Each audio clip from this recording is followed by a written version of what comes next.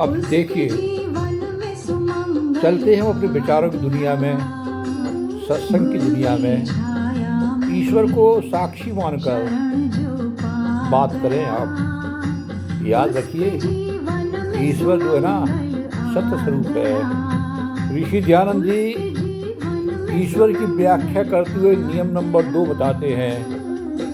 ईश्वर सच्चिदानंद स्वरूप, निराकार, सर्वशक्तिमान, न्यायकारी, दयालु, अजन्मा, अनंत, निर्विकार, अनादि, अनुपम, सर्वाधार, सर्वेश्वर, सर्वव्यापक, सर्वंत्यामी, अजर, अमर, अभय, नित्य, पवित्र और सृष्टि करता है।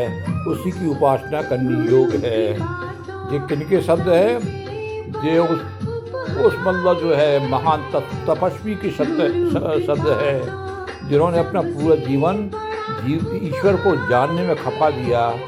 शरीर में एक कॉपी पहना और बस का उनके पास कोई मतलब उनका भवन नहीं था, कोई बिल्डिंग नहीं थी। जहाँ चाहे पेड़ की छाया में लेट जाते थे और जहाँ से जो मिल जाता था तो खा लेते थे।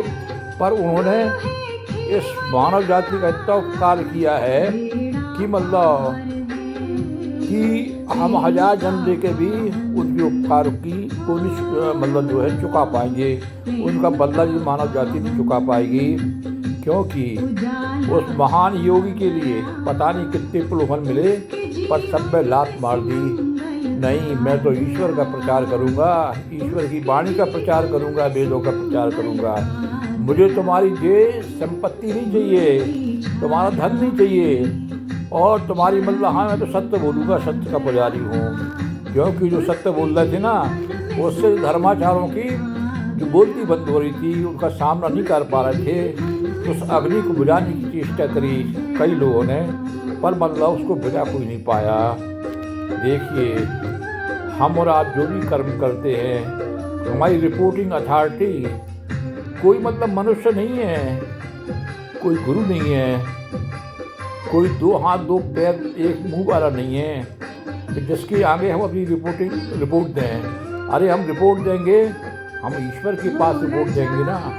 गुरु का काम तो इतना है कि हमें उड़ना नहीं आता था, उस महान आत्मा ने हमें उड़ना सिखा दिया, हमें बोलना सिखा दिया, हमें मतलब चलना सिखा दिया। कहते ना कि उसने जो कोई न दे सका आज तक, पूज गुरुदेव वो दे दिया आपने, इसमें कोई दो राय नहीं है।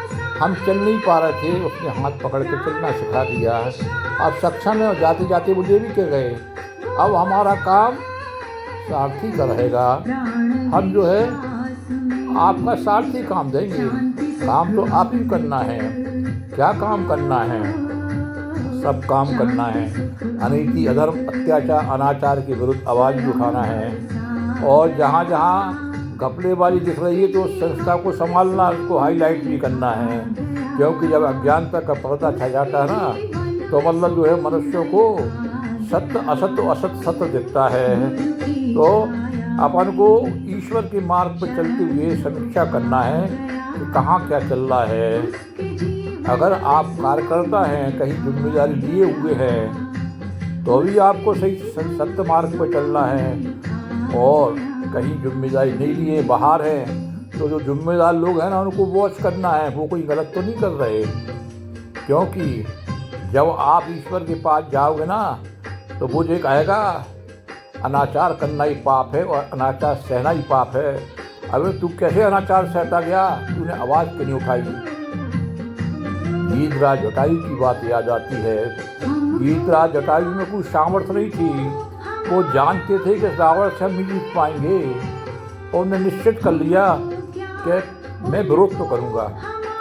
निश्चित था कि हमें मौत होना है। उसके बावजूद भी महान शक्तिशाली रावण से वो जटायु टकरा गया। जटायु एक मतलब सच्चा भक्त था, ईश्वर का भक्त था, देवत था उसमें, तो नहीं डरा रावण कितना शक्तिशाली है। वो सत्य के मार्ग पर चल रहा था, नीति न्याय के मार्ग पर चल रहा, धर्म के मार्ग पर चल रहा था। रावण ने उसके पुर्जे काट दिए, वो लहूलुहान हो गया। पर अपने रहते हुए उसने अधर्म, अन्याय, अनीति नहीं होने दी। भाई मैं मर जाऊँ उसके बाद तुम कुछ भी करना, मैं रहते हुए कुछ नहीं करने दूंगा। और ऐसे महान जटायु को भगवान राम जब आए ना, तो उनने गोद में बैठा लेके उनको अपने लोक में जगह दे दी। जिस राम का नाम अंत में आ जाए, इसके लिए लोग वह प्रतीक्षा करते हैं, और जो मतलब इसके लिए तपस्या करते हैं कि अंत में भगवान राम का नाम आ जाए। अरे वो जटायु तो राम की गोद में बैठ गया। राम कह रहे हैं कि बोलो जटायु, तुम्हें क्या चाहिए? तुम्हें सैकड़ों हजारों सालों का शासन चाहिए? कहाँ का राजा बनना है? कितनी नाती पूता चाहिए तुम्हें? कितना तुम्हें वैभव चाहिए? मैं सब दे सकता हूँ। पर जटायु कहता है, हे भगवान, इससे बड़ी कोई और क्या मेरे लिए मतलब जो है कि बात होगी कि मैं तुम्हारे गोद में अपने शरीर को छोड़ रहा हूँ। ये स्थिति तो बड़े बड़े उच्च स्तर के साधकों को नहीं मिल पाती, जो आपने हमें दे दी। और तो जटायु ने क्या किया? अनीति अधर्म अन्याय के लिए टक्कर ली। ऐसे ही मतलब जो है हमारी रिपोर्टिंग अथॉरिटी कौन है? ईश्वर है। हम जो भी अच्छे बुरे काम कर रहे हैं, रिपोर्ट कहाँ करना है? ईश्वर को करना है। ईश्वर तो मतलब पाई पाई का हिसाब रखता है ना, उसको तुम धोखा नहीं दे सकते हो, उसको ये नहीं कर सकते हो साहब कि तुम गलत करो और वहाँ पे रिपोर्ट लिखवा दो हमने सही किया। नहीं नहीं, वो उसके सामने तुम्हारी होशियारी कुछ नहीं चलेगी। आप देखिए, किसी भी संस्था में यदि आप जो है कि पदाधिकारी है, मुख्य ट्रस्टी है, जिला समन्वयक हैं, तहसील समन्वयक हैं, उप जोन प्रबंधक हैं, जोन प्रभारी हैं, या मतलब बड़े ऊंचे पदों पे बैठे ना कोई धार्मिक संस्था में, तो भैया अन्याय मत करना, न्याय करना।